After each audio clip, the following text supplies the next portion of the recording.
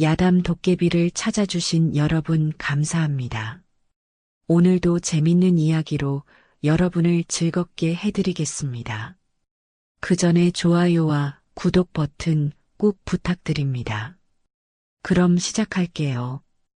눈보라가 몰아치던 그 겨울밤, 산기슭 작은 사찰 앞에 갓난아기 하나가 버려져 있었습니다. 아기의 손목엔 한수라 적힌 헝겊 조각만이 달려있을 뿐이었지요. 아기는 추위에 떨며 울고 있었는데 그 울음소리가 바람소리와 섞여 애처로웠습니다. 새벽 예불을 드리러 나온 도연 스님이 그 아기를 발견했습니다. 어머니, 이 아이를 어찌하오리까? 부처님께서 보내주신 인연이겠지. 키워보자꾸나. 한수는 그렇게 절집에서 자랐습니다. 스님들은 그를 친아들처럼 아꼈고 한수도 절집 생활에 익숙해져 갔습니다. 하지만 어린 마음에도 늘 한 가지 의문이 있었지요. 내 진짜 부모는 누구일까? 왜 나를 버렸을까?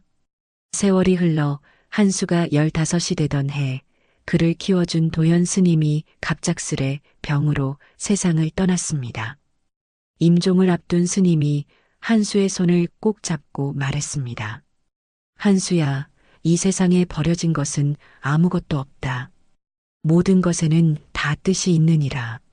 하지만 스님이 떠나자 절집 사정이 어려워졌습니다.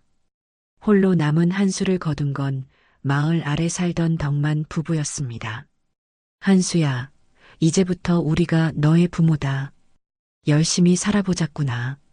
덕만의 말은 따뜻했지만 한수의 마음속엔 늘 의심이 자리하고 있었습니다. 언제까지 이들이 나를 품어줄까? 한번 버려진 아이의 마음에는 깊은 상처가 자리 잡고 있었지요. 덕만 부부는 처음에는 한수를 친아들처럼 대했습니다. 밭일을 가르쳐주고 글도 깨우쳐 주었지요. 한수도 열심히 일했습니다. 새벽부터 밤늦게까지 농사일을 도왔고 장터에 나가 농산물을 팔기도 했습니다. 하지만 그 평온한 일상은 오래가지 못했습니다. 한수가 20을 넘긴 어느 날 덕만이 도박에 빠져 빚더미에 앉았습니다. 밤마다 도박판에 나가 가산을 탕진했지요. 여보, 이러다가 우리 집안이 망해요. 알고 있소. 하지만 이번엔 분명 딸 거요. 덕만의 아내가 울며 매달렸지만 덕만은 들은 척도 하지 않았습니다. 결국 빚쟁이들이 집까지 찾아왔지요. 덕만아, 돈 내놔라. 안 그러면 이 집을 팔아버릴 테다. 그날 밤 덕만이 한수를 불렀습니다. 촛불 아래 덕만의 얼굴은 처참하게 늙어 보였습니다. 한수야, 미안하다. 너를 팔아야겠다. 덕만의 떨리는 음성이 한수의 가슴을 찢었습니다. 한수는 잠시 말을 잃었다가 간신히 입을 열었습니다. 아버지, 제가 뭘 잘못했소? 아니다, 한수야. 내 잘못이 아니라 내 잘못이다. 하지만 달리 방법이 없구나. 너를 종으로 팔아야 빚을 갚을 수 있다. 덕만의 눈에서 눈물이 흘러내렸지만 그 눈물조차 한수에게는 거짓으로 느껴졌습니다. 결국 나는 또 버려지는구나. 한수는 그날 밤 짐을 쌌습니다. 손수건에 싼 동전 몇 입과 어머니가 몰래 챙겨준 보리떡 한 덩이가 전부였지요. 문 밖을 나서며 뒤돌아본 집은 어둠 속에서도 따뜻해 보였습니다. 하지만 그 따뜻함은 이제 그의 것이 아니었습니다. 세상에 진짜 가족이란 없는 것이로구나. 모든 건 이익에 따라 변한다. 한수의 입술에서 쓴 웃음이 흘러나왔습니다. 그는 밤길을 걸으며 마음속으로 다짐했습니다. 다시는 누구도 믿지 않겠다. 사람은 모두 이기적이다. 몇 년 후 한수는 장터에서 순이라는 처녀를 만났습니다. 순이는 한수보다 2살 어린 처녀로 맑은 눈과 환한 미소가 인상적이었지요. 한수의 상처받은 마음을 어루만져 주었고 한수는 처음으로 누군가를 사랑한다는 감정을 알게 되었습니다. 순이야, 나와 함께 살아주겠소? 한수야, 당신만 있으면 이 세상 무서울 게 없어요. 순이의 대답을 들으며 한수는 가슴이 뛰었습니다. 이번엔 다를 거야. 순이는 나를 버리지 않을 거야. 둘은 작은 초가집에서 소박하게 살림을 차렸습니다. 한수는 나무를 해다 팔고 순이는 바느질로 돈을 벌었지요. 비록 가난했지만 서로를 바라보며 웃을 수 있는 나날들이었습니다. 한수야, 오늘 장터에서 예쁜 비녀를 봤어요. 언젠가 당신이 사주실 거죠? 순이야, 내가 꼭 사줄게. 조금만 기다려줘. 한수는 순이를 위해 더 열심히 일했습니다. 새벽부터 밤늦게까지 나무를 해서 팔고 때로는 품팔이도 했지요. 손이 거칠어지고 등이 굽어도 순이의 미소만 보면 피로가 사라졌습니다. 하지만 행복은 오래가지 못했습니다. 어느 날 장터에서 돌아온 한수가 집에 들어서자 순이는 보이지 않고 집만 감쪽같이 사라져 있었습니다. 방 한 구석에 편지 한 장이 놓여 있었지요. 한수야, 미안해요. 저는 더 나은 사람을 만났어요. 부잣집 도련님이 저를 첩으로 삼겠다고 하셨거든요. 이런 가난한 삶은 더 이상 견딜 수 없어요. 당신도 저를 이해해 주세요. 한수는 그 편지를 읽고 또 읽었습니다. 글자들이 눈물로 번져갔지만 현실만큼은 선명했습니다. 손이 떨렸고 가슴이 찢어지는 것 같았습니다. 결국 사람은 모두 돈 때문에 움직이는 것이로구나. 그날 밤 한수는 순이가 남긴 옷가지를 모두 태웠습니다. 타오르는 불꽃을 바라보며 그의 마음속에도 무언가가 타들어가고 있었습니다. 바로 사람에 대한 믿음이었지요. 이 세상에 믿을 건 오직 돈뿐이다. 돈이 있어야 버림받지 않는다. 돈이 있어야 사랑받는다. 한수의 눈빛이 차갑게 변했습니다. 그날부터 그는 다른 사람이 되었지요. 따뜻했던 마음은 얼어붙고 남을 의심하는 눈빛만 남았습니다. 한수는 돈을 벌기 위해서라면 무엇이든 했습니다. 장터에서 가짜 약을 팔기도 하고 남의 곡식을 훔쳐 되팔기도 했지요. 때로는 도박판에 끼어 한밤중까지 주사위를 굴렸습니다. 이 약을 드시면 모든 병이 낫습니다. 하늘에서 내린 신약이요. 한수는 우물가에서 흔한 풀을 우려낸 물을 만병통치약이라며 팔았습니다. 목소리에 확신을 담아 외쳤지만 속으로는 늘 불안했지요. 이번엔 분명 딸 것이야. 내 운이 바닥을 쳤으니 이제 올라갈 일만 남았어. 도박판에서도 마찬가지였습니다. 한 푼, 두 푼 모은 돈을 모두 걸고 주사위에 목숨을 맡겼지요. 하지만 운은 그를 따라주지 않았습니다. 하지만 그의 기대와 달리 돈은 물처럼 빠져나갔습니다.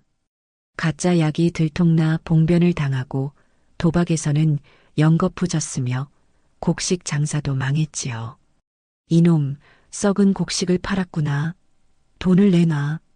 한수 그놈이 또 거짓말했소. 잡아라. 장터 사람들이 한수를 에워쌌습니다. 주먹이 날아들고 발길질이 이어졌지요. 한수는 피를 흘리며 간신히 도망쳤습니다. 젠장할, 왜 이렇게 운이 없을까? 한수는 마을을 떠나야 했습니다. 등에 상처를 입고 주머니는 텅 빈 채로 말이지요. 그는 이 마을 저 마을을 떠돌며 같은 일을 반복했습니다. 거짓말로 돈을 벌려 하다가 들통나고 쫓겨나기를 몇 번이나 되풀이했지요. 내가 뭘 잘못했다고 이런 고생을 해야 하나? 한수는 자신의 처지를 원망했습니다. 태어날 때부터 버려진 운명, 믿었던 사람들에게 배신당한 아픔이 그를 더욱 차갑게 만들었지요. 어느 날 저녁 술에 취한 한수가 산길을 비틀비틀 걷고 있었습니다. 달빛도 없는 깜깜한 밤, 그는 길을 잃고 헤매고 있었지요. 술기운에 발걸음이 엉성해져 자꾸 넘어졌습니다. 젠장할, 이 길이 맞나? 어디가 어딘지 모르겠네. 찬바람이 뺨을 때렸고 주변은 온통 어둠뿐이었습니다. 한수는 무서움보다는 자신의 처지가 더 서글펐지요. 이렇게 죽는 것도 나쁘지 않겠어.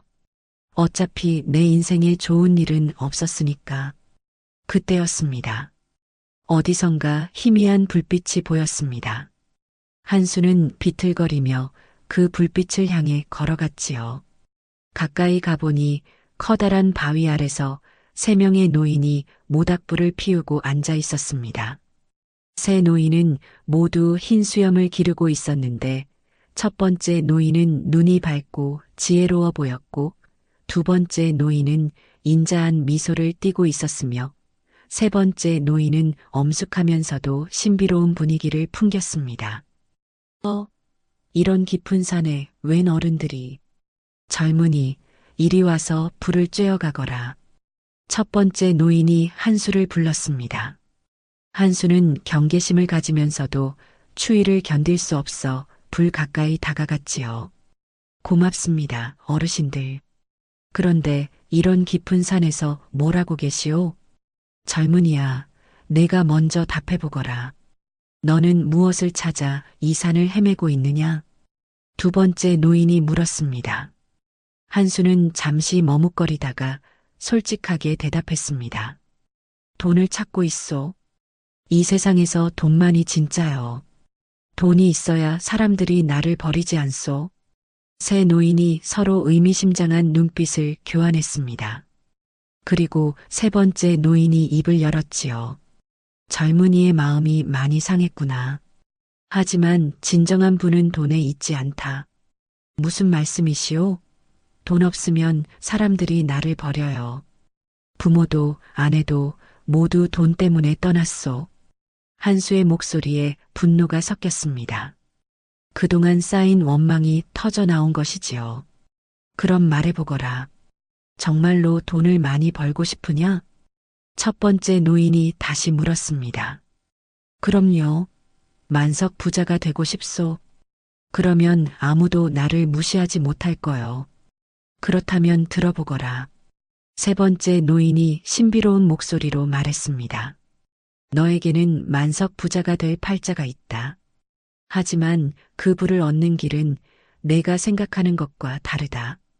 어떻게 다르다는 거요? 진정한 부는 빼앗아서 얻는 것이 아니라 주어서 얻는 것이다. 사랑 없는 부는 모래성과 같아 금세 무너진다. 한수는 노인들의 말을 이해할 수 없었습니다. 하지만 만석 부자가 될 팔자라는 말에는 귀가 번쩍 뜨였지요. 그래서 구체적으로 어떻게 하라는 거요? 때가 되면 알게 될 것이다. 하지만 명심하거라. 내가 진정으로 원하는 것이 무엇인지 잘 생각해 보아야 한다. 두 번째 노인이 한수에게 작은 봉지를 건넸습니다. 이것을 받아라. 배고플 때 먹거라. 한수가 봉지를 받아보니 말린 과일과 떡이 들어 있었습니다. 그리고 다시 고개를 들었을 때 새 노인은 온데간데 없이 사라져 있었습니다. 모닥불마저 꺼져 있었지요. 어르신들이 꿈이었나? 한수는 손에 들린 봉지를 보며 당황했습니다. 봉지는 분명히 실제했지만 노인들은 마치 신선처럼 사라져버린 것이지요. 만석 부자가 될 팔자라고? 그게 정말일까? 한수는 그날 밤 바위 아래서 잠을 청했습니다. 꿈속에서도 새 노인의 말이 맴돌았지요. 진정한 부는 주어서 얻는 것이다. 하지만 한수는 여전히 그 말의 뜻을 알 수 없었습니다. 다음 날 아침 한수는 산길을 내려가고 있었습니다. 노인들이 준 음식으로 허기를 달랬지만 여전히 갈 곳이 없었지요. 산길은 험했고 이른 아침 안개가 시야를 가렸습니다. 어디로 가야 할까? 이런 깊은 산골에 사람이 살기나 할까? 한수가 조심스럽게 발걸음을 옮기고 있을 때였습니다. 갑자기 발을 헛디뎌 비탈길에서 굴러떨어지기 시작했지요. 아! 한수는 덤불과 돌에 부딪히며 한참을 굴렀습니다. 온몸이 상처투성이가 되고 정신을 잃었지요. 얼마나 시간이 흘렀을까. 한수가 눈을 뜨니 낯선 방안이었습니다. 따뜻한 온돌 위에 누워 있었고 상처난 곳에는 정성스럽게 약이 발라져 있었지요. 정신을 차리셨구나. 한수가 고개를 돌리니 문 옆에 한 여인이 서 있었습니다. 그 순간 한수는 숨이 멎을 것 같았지요. 세상에 이런 아름다운 사람이 있을까 싶을 정도였습니다. 여인은 25 정도로 보였는데 달빛처럼 하얀 피부와 맑은 눈동자가 인상적이었습니다. 소복을 입고 있어 과부임을 알 수 있었지요. 하지만 슬픔보다는 고요하고 품이 있는 아름다움이 느껴졌습니다. 저는 누구고 여기가 어디요? 산에서 굴러떨어진 분을 제가 구해드렸소. 이곳은 제 집이니 걱정 말고 쉬시오. 여인의 목소리는 맑은 시냇물 같았습니다. 한수는 가슴이 두근거렸지요. 고맙소, 부인. 그런데 이런 깊은 산골에 혼자 사시오? 네, 남편을 잃고 혼자 살고 있소. 여인의 대답에 한수는 갑자기 노인들의 말이 떠올랐습니다. 만석 부자가 될 팔자. 혹시 이 여인이 그 답일까? 한수는 둘러보았습니다. 방은 비록 소박했지만 곳곳에 비싼 물건들이 보였지요. 옥으로 만든 장식품, 고운 비단으로 짠 보자기, 은으로 만든 그릇들, 분명 이 집은 부잣집이었습니다. 이 집이 꽤 큰 것 같은데 정말 혼자 사시오? 네, 남편이 살아있을 때는 하인들도 많았지만 지금은 혼자예요. 외롭지만 괜찮아요.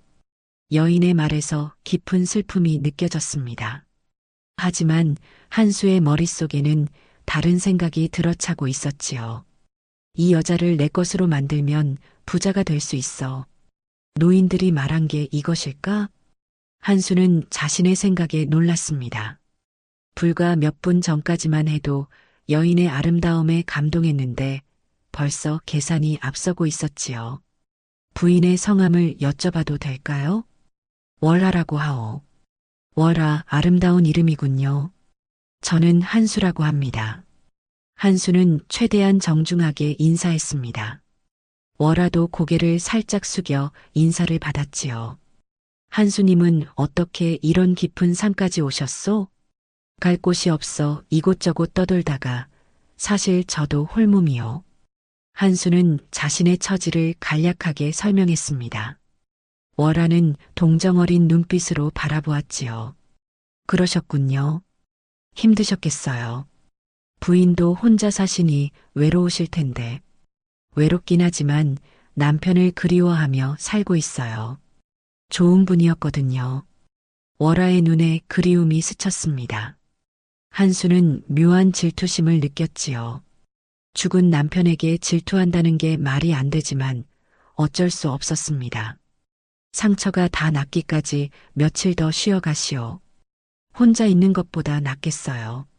정말 고맙습니다. 꼭 은혜를 갚겠소. 한수는 속으로 계획을 세우기 시작했습니다. 이 집에 머물면서 월하의 마음을 사로잡자. 그러면 자연스럽게 이 재산을 물려받을 수 있을 거야. 하지만 한편으로는 월하의 순수한 모습에 마음이 움직이기도 했습니다. 순이에게 느꼈던 것과는 다른 더 깊은 감정이었지요. 그날 저녁 월하가 정성스럽게 차린 저녁상을 받으며 한수는 복잡한 마음이었습니다. 계산과 감정 사이에서 흔들리고 있었지요. 월하님, 남편분은 어떻게 돌아가셨소? 병으로 돌아가셨어요. 마지막까지 저를 걱정하시더니 월하의 목소리가 떨렸습니다. 한수는 더 이상 묻지 않았지요. 그날 밤 한수는 잠이 오지 않았습니다. 노인들의 말, 월하의 모습, 그리고 자신의 욕심이 머릿속에서 뒤엉켰지요. 나는 무엇을 원하는 걸까? 정말 돈만 있으면 행복할까? 며칠 후 한수의 상처가 거의 나았습니다. 월하는 떠나려는 한수를 붙잡았지요. 겨울이 깊어가는데 어디로 가시겠어요? 봄까지 여기 계세요. 하지만 제가 신세만 질 수는 없소. 그럼 집안일을 도와주세요. 혼자서는 힘든 일들이 많거든요. 월하의 제안에 한수는 속으로 기뻤습니다. 더 오래 머물 수 있는 기회였지요. 그럼 감사히 신세지겠소. 힘든 일은 모두 제가 하겠소. 한수는 그날부터 집안일을 도맡아 했습니다. 장작을 패고 눈을 치우고 지붕을 수리했지요. 한 번도 해본 적 없는 일이었지만 월하에게 좋은 인상을 주기 위해 열심히 했습니다. 한수님 정말 일을 잘하시네요. 고마워요. 당연한 일이요. 월하님이 저를 도와주셨으니까요. 한수는 일하면서도 틈틈이 월하의 마음을 사로잡으려 노력했습니다. 어느 날 아침 한수가 산에서 예쁜 들꽃을 따서 월하에게 건넸습니다. 월하님께 드리고 싶어서 따왔소. 고마워요. 정말 예뻐요. 월하가 환하게 웃었습니다.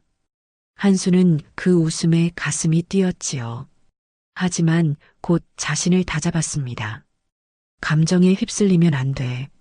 목적을 잊으면 안 된다. 월하님, 혹시 외로우실 때는 어떻게 하시오? 책을 읽거나 바느질을 해요. 아니면 남편 생각을 하며 시간을 보내고요. 남편분을 많이 그리워하시는군요. 네, 정말 좋은 분이었어요. 저를 아껴주셨거든요. 한수는 죽은 남편 이야기가 나올 때마다 불편했습니다. 하지만 참고 견뎠지요. 저도 월하님처럼 소중한 사람을 만나고 싶소. 한수의 말에 월하가 잠시 말을 잃었습니다. 그리고 조용히 대답했지요. 언젠가는 만나실 거예요. 하지만 월하는 늘 방 안에 숨어 있었습니다. 한수와 이야기할 때도 문을 사이에 두고 이야기하는 경우가 많았지요. 한수는 그런 월하의 태도가 궁금했습니다. 월하님은 왜 항상 방 안에만 계시오? 날씨 좋은 날에는 밖에 나가시지요. 저는 밖에 나가는 걸 좋아하지 않아요. 월하의 대답은 늘 애매했습니다. 한수는 답답했지만 억지로 끌어내기는 어려웠지요. 어느 날 저녁 한수가 장작을 패고 있는데 월하가 차를 가져왔습니다. 수고하세요. 차라도 드세요. 고맙소, 월하님. 한수는 월하 곁에 앉았습니다. 촛불 아래서 바라본 월하는 더욱 아름다워 보였지요. 월하님, 저와 함께 있으면 외롭지 않으시오? 네, 한수님이 계시니까 덜 외로워요. 그럼 계속 함께 있으면 어떨까요? 한수의 말에 월하가 놀란 듯 바라보았습니다. 무슨 뜻이세요? 저는 월하님을 좋아하게 되었소. 한수는 용기를 내어 고백했습니다. 하지만 그 고백 뒤에는 복잡한 계산이 숨어 있었지요. 한수님, 월하님도 저에게 마음이 있지 않으시오? 월하는 잠시 망설이다가 고개를 돌렸습니다. 죄송해요. 아직 남편을 잊을 수가 없어요. 한수는 실망했지만 포기하지 않았습니다. 시간을 두고 천천히 공략하자. 괜찮소? 저는 기다릴 수 있소. 겨울이 깊어갈수록 한수의 마음은 더욱 복잡해졌습니다. 월하에 대한 감정이 단순한 계산을 넘어서고 있었기 때문이지요. 처음에는 재산 때문에 접근했지만 이제는 정말로 월하를 사랑하게 된 것 같았습니다. 나는 지금 뭘 하고 있는 걸까? 정말 월하를 사랑하는 건가 아니면 여전히 돈 때문인가? 한수는 자신의 마음조차 확신할 수 없었습니다. 어느 날 근처 마을에 장터가 서는 날이었습니다. 한수는 월하를 설득해 함께 나가자고 했지요. 월하님, 오늘은 장터에 함께 가시지요. 집에만 있으면 답답하실 텐데요. 저는 사람들 많은 곳을 별로. 한 번만요. 제가 함께 있을 테니까요. 한수가 간청하자 월하가 마지못해 승낙했습니다. 그럼 잠깐만 다녀올게요. 월화가 외출 준비를 하는 동안 한수는 설렜습니다. 처음으로 월화와 함께 밖에 나가는 것이었지요. 준비 다 되었소? 네, 가요. 월화는 두꺼운 잠옷으로 온몸을 감쌌습니다. 얼굴도 너울로 가렸지요. 한수는 약간 실망했지만 이해했습니다. 장터는 사람들로 북적였습니다. 한수는 월화의 손을 잡고 사람들 사이를 헤쳐나갔지요. 사람이 정말 많네요. 그래서 재미있는 거 아니요? 저기 예쁜 물건들도 많고요. 한수는 월화를 이끌고 이곳저곳을 구경했습니다. 그러다가 한 비녀 장수 앞에서 발을 멈췄지요. 월화님, 저 비녀 어떠시오? 한수가 가리킨 것은 옥으로 만든 아름다운 비녀였습니다. 꽃 모양이 정교하게 새겨져 있어 매우 고급스러워 보였지요. 예쁘네요. 하지만 너무 비쌀 것 같아요. 얼마요? 한수가 장수에게 물었습니다. 이 옥비녀는 은 5냥이요. 은 5냥은 한수에게는 큰 돈이었습니다. 하지만 월화의 마음을 사기 위해서라면 아깝지 않았지요. 월화님께 선물하고 싶소.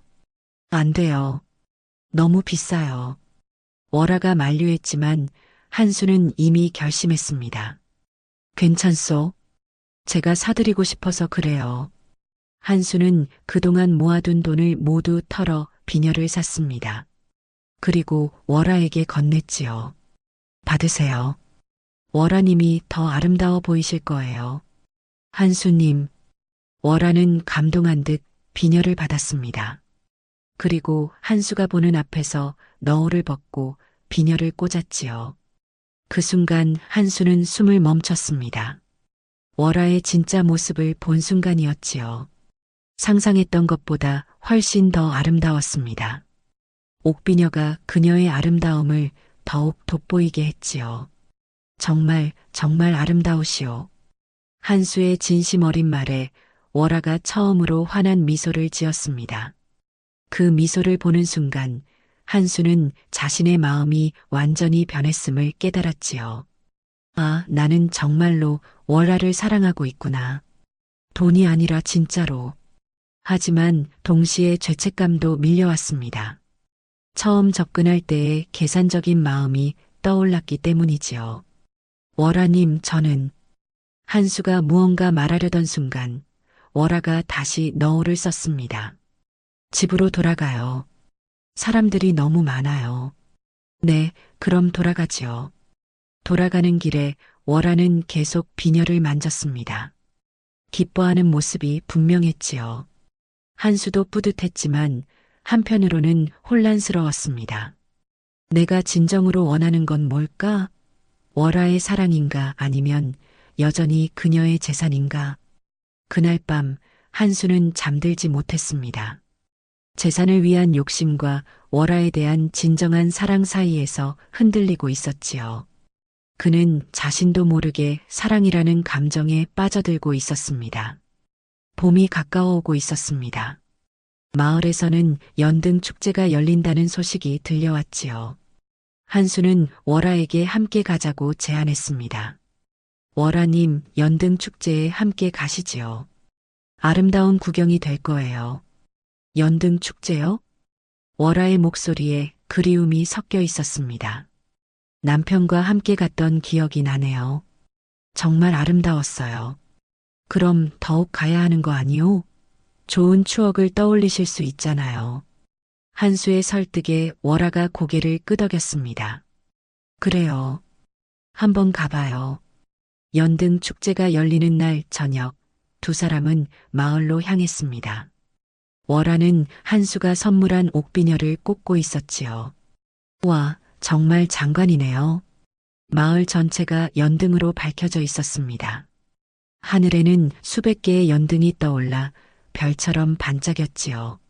사람들은 저마다 소원을 적은 연등을 날리고 있었습니다. 월화님도 연등에 소원을 빌어보세요. 소원이요?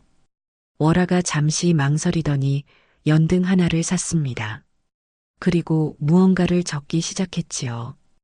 한수는 궁금했지만 묻지 않았습니다. 다 쓰셨소? 네, 이제 날려요. 월화가 연등을 하늘로 날렸습니다. 연등이 천천히 올라가며 다른 연등들과 어우러졌지요. 무슨 소원을 빌으셨소? 비밀이에요. 월화가 미소 지었지만 그 미소 뒤에 슬픔이 숨어 있었습니다. 한수도 연등을 샀습니다. 그리고 고민 끝에 이렇게 적었지요. 월화와 함께 행복하게 살 수 있게 해주세요. 한수님은 무슨 소원을 빌으셨어요? 저도 비밀이요. 두 사람은 웃으며 연등을 바라보았습니다. 하지만 잠시 후 월화의 표정이 어두워졌지요. 한수님, 네, 무슨 일이요? 저에게는 살 날이 얼마 남지 않았어요. 월화의 갑작스러운 말에 한수가 깜짝 놀랐습니다. 무슨 말씀이시오? 제가 병을 앓고 있어요. 남편과 같은 병이에요. 의원이 말하기를 길어야 하네라고. 월화의 눈에서 눈물이 흘러내렸습니다. 한수는 가슴이 찢어지는 것 같았지요. 그럴 리가, 월화님은 건강해 보이는데요. 겉으로는 멀쩡해 보이지만 속에서 병이 자라고 있어요. 요즘 들어 더 심해졌어요. 한수는 어떻게 말해야 할지 몰랐습니다. 갑작스러운 소식에 머리가 하얗게 변했지요. 그래서 한수님과 보내는 시간이 더욱 소중해요. 하지만 한수님에게 짐이 되고 싶지는 않아요.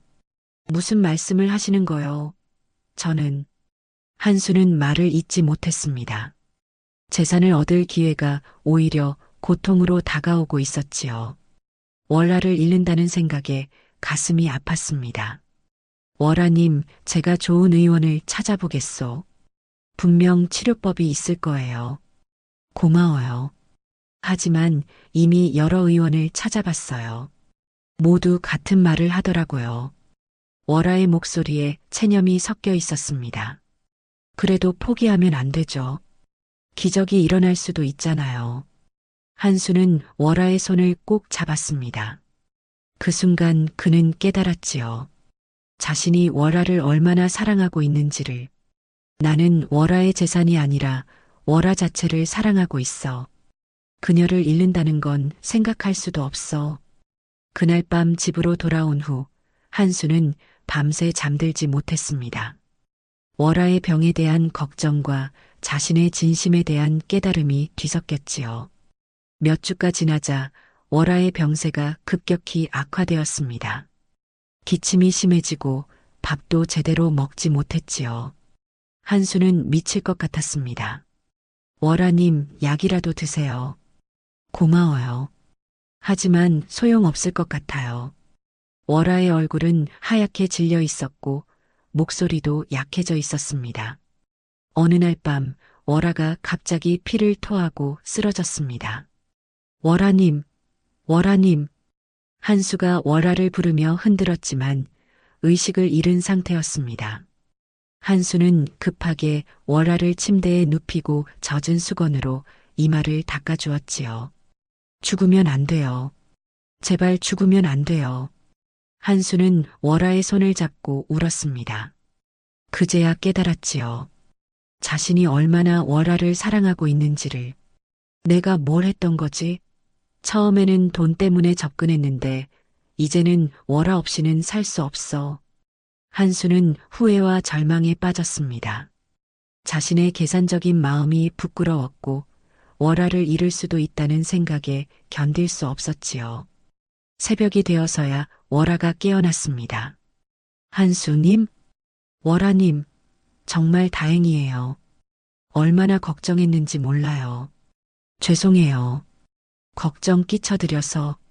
무슨 말씀을 하세요. 제가 의원을 찾아보겠어요. 어떻게든 치료법을 찾을 거예요. 한수는 그날부터 미친 듯이 의원들을 찾아다녔습니다. 멀리 있는 명이라는 사람들까지 찾아갔지만 모두 고개를 저었지요. 이 병은 하늘의 뜻이요. 인간의 힘으로는 어쩔 수 없소. 약으로는 고통을 덜어줄 수는 있지만 완치는 불가능하오. 절망적인 답변만 돌아왔습니다. 한수는 포기하지 않고 더 먼 곳까지 가서 의원을 찾았지요. 어느 날 저녁 한 의원을 만나고 돌아오는 길에 한수는 그 새 노인을 다시 만났습니다. 산길 같은 곳에서 똑같이 모닥불을 피우고 앉아 있었지요. 젊은이 많이 괴로워 보이는구나. 첫 번째 노인이 한수를 불렀습니다. 한수는 노인들을 보자 희망이 생겼지요. 어르신들, 혹시 병을 고칠 방법을 아시오? 무슨 병 말이냐? 제가 사랑하는 사람이 죽어가고 있어. 어떻게든 살려주고 싶소. 한수의 간절한 말에 새 노인이 의미심장한 눈빛을 교환했습니다. 그 사람이 그렇게 소중하냐? 두 번째 노인이 물었습니다. 네, 그 사람 없이는 살 수 없소. 처음에는 다른 마음도 있었지만 이제는 정말로 사랑해요. 한수는 솔직하게 고백했습니다. 처음에는 다른 마음이었다고? 무슨 뜻이냐? 세 번째 노인이 예리하게 물었습니다. 사실 처음에는 그 사람의 재산 때문에 접근했어. 하지만 지금은 아니에요. 정말로 사랑하게 되었어. 한수는 부끄러워하며 진실을 털어놓았습니다. 그렇다면 그 사랑이 진짜임을 증명할 수 있겠느냐? 무엇이든 하겠소. 제발 방법을 알려주세요. 한수가 무릎을 꿇고 간청했습니다. 새 노인이 잠시 속삭이더니 첫 번째 노인이 말했습니다. 방법이 하나 있다. 하지만 매우 큰 대가를 치러야 한다. 어떤 대가든 치르겠소. 자네의 수명을 반으로 나누어 그녀에게 줄 수 있다. 그러면 그녀는 살 것이다. 한수는 잠시 놀랐지만 곧 고개를 끄덕였습니다. 좋소. 제 수명을 나누어 주겠소. 잠깐 생각해 보거라. 자네가 원래 70년을 살 수 있다면 35년만 살게 되는 것이다. 그래도 괜찮겠느냐? 두 번째 노인이 확인했습니다. 괜찮소. 월화와 함께라면 짧은 인생이라도 행복할 거예요. 그렇다면 마지막으로 묻겠다. 만약 그녀가 자네의 진심을 받아주지 않는다면 어떻게 하겠느냐?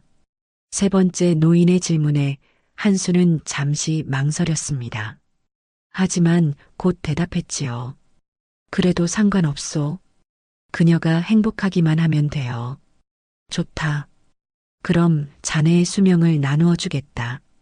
세 노인이 함께 일어나더니 한수 주위로 둘러섰습니다. 그리고 무언가 주문을 외우기 시작했지요.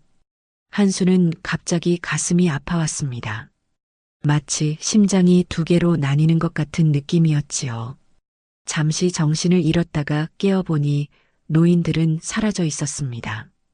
이제 되었다. 서둘러 집으로 돌아가거라.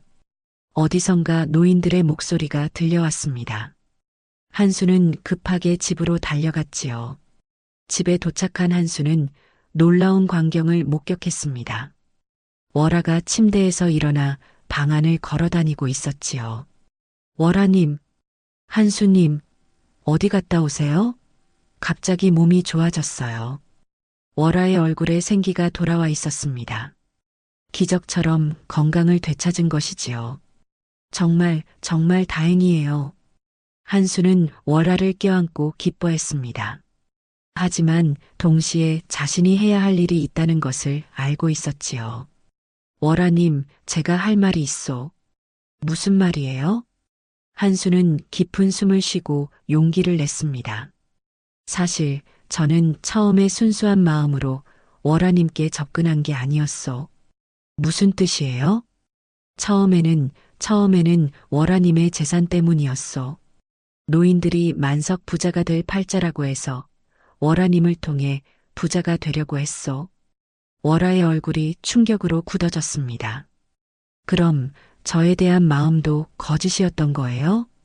아니에요. 처음에는 그랬지만 지금은 정말로 사랑해요. 월화님을 만나면서 제 마음이 변했어요. 한수는 눈물을 흘리며 계속 말했습니다. 하지만 저는 월화님을 속였소. 그 죄책감을 안고 살 수는 없어요. 그래서 떠나려고 해요. 한수님, 월아님은 좋은 사람을 만나서 행복하게 사세요. 저 같은 인간은 자격이 없소. 한수가 짐을 꾸리려고 하자 월아가 그를 붙잡았습니다. 안 돼요. 월아님?